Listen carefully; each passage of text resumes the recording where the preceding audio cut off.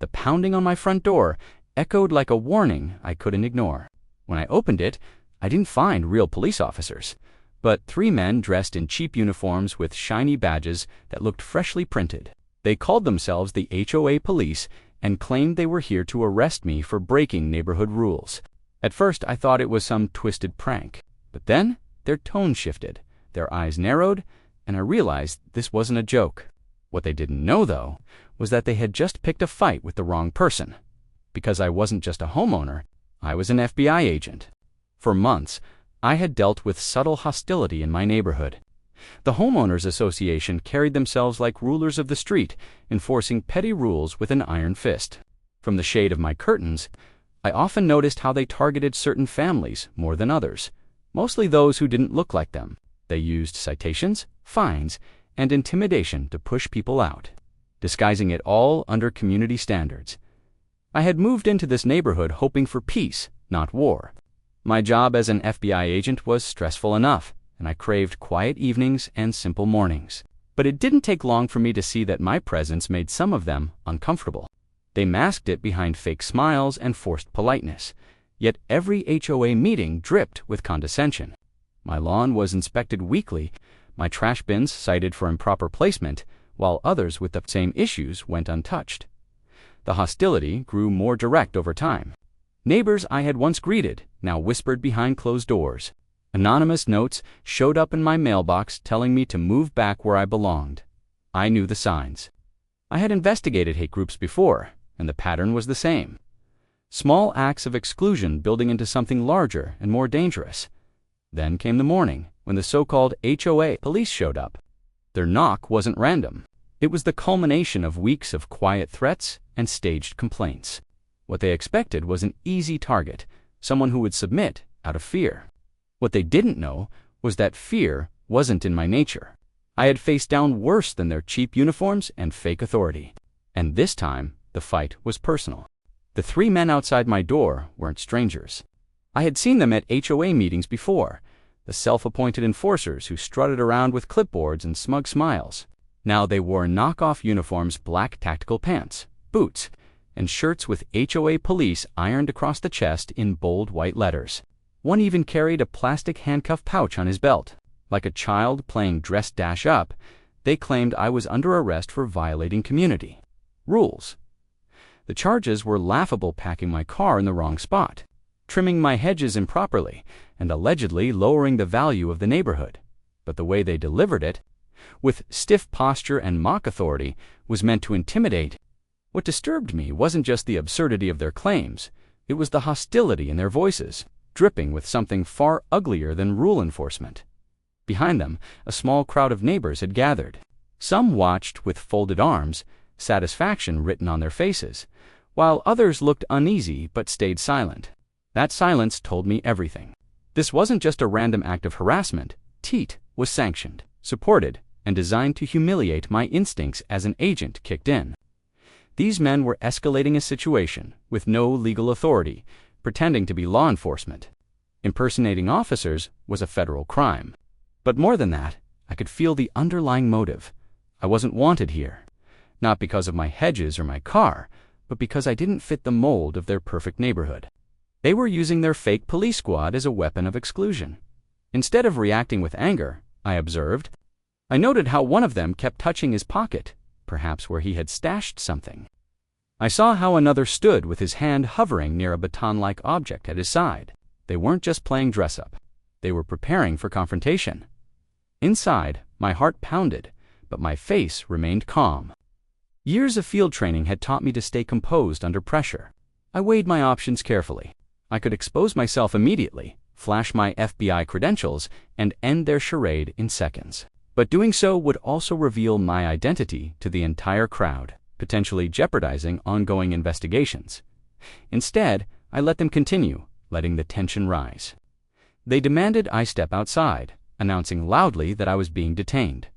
The crowd murmured. Phones came out, and I knew they were trying to create a spectacle.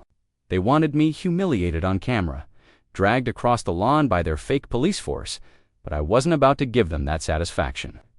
I made a mental note of every face in the crowd, every smirk, and every averted gaze. This wasn't just neighborhood drama anymore, it was a coordinated attempt at public shaming, fueled by prejudice and emboldened by false authority. The question wasn't whether I would stop them. The question was how far they were willing to push before I did. And as one of them reached for his baton, stepping closer to cross my threshold, I realized we were about to find out. The moment his boot touched the threshold, everything changed. Crossing that line turned their childish power game into a crime. My patience ended there. I straightened my training, guiding every move. My voice cut through the murmurs of the crowd, sharp and commanding. In one swift motion, I revealed my badge, the gold glint catching the morning sun. The words Federal Bureau of Investigation silenced the air like a thunderclap. For a heartbeat, no one moved.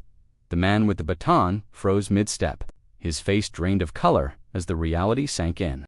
The crowd gasped, their phones still recording, but the tone shifted instantly from smug amusement to uneasy disbelief. These self-proclaimed enforcers had just been caught impersonating officers in front of an FBI agent. I listed their crimes in my mind: criminal impersonation, attempted unlawful detention, conspiracy, harassment. Each charge was serious. Combined, they carried consequences far heavier than any fine an HOA could dream up. I saw the fear flicker in their eyes as they realized they weren't holding the power anymore. I was. One of them stammered something about a misunderstanding, but I cut him off with a raised hand. I stepped forward, my presence no longer defensive, but commanding, and told them they were in violation of federal law. My tone left no room for argument. They had walked into a trap of their own making, and the evidence was everywhere recorded by half the neighborhood. The man with the plastic handcuffs dropped them to the ground, the clatter loud in the stunned silence. Another took a step back, suddenly eager to disappear, but it was too late. The facade of authority they had built crumbled in seconds, leaving them exposed for what they truly were: racist bullies hiding behind fake badges. And as I called in the situation, radioing for local law enforcement backup, I knew justice was no longer just an idea. It was already on its way. Minutes later, real police cruisers pulled onto the street, lights flashing against the tidy houses.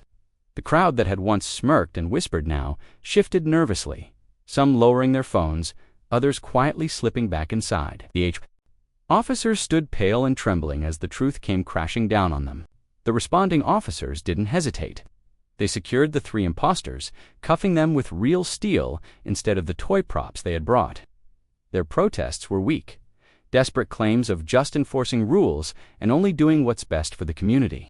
But the body cameras, the neighborhood recordings, and my own testimony told a different story. They had crossed a line, and justice was no longer a choice. It was inevitable. Watching them taken away, I felt no triumph, only a heavy certainty. This wasn't just about me or a few fake uniforms. It was about a system of intimidation built on prejudice. The HOA had empowered men like this, had cheered them on, and had looked the other way when their actions turned into harassment. For years, this had been the unspoken reality of the neighborhood. One set of rules for some, harsher punishments for others. That night, as I sat on my porch under the quiet glow of the streetlights, I thought about the families who had endured the same treatment without the shield of a badge. Families who had no authority to push back, who had been fined, shamed, or driven out simply because they were different. The takedown of the HOA police wasn't the end of the fight, it was just the beginning of exposing a deeper rot. Change wouldn't come from one arrest, but from shining a light on what had been allowed to grow unchecked. So I ask you this: how many communities still look the other way, while injustice hides behind smiling neighbors and neighborhood rules? And how long before more people stand up, not just when it happens to them, but when it happens to anyone? Because silence isn't neutrality. Silence is complicity.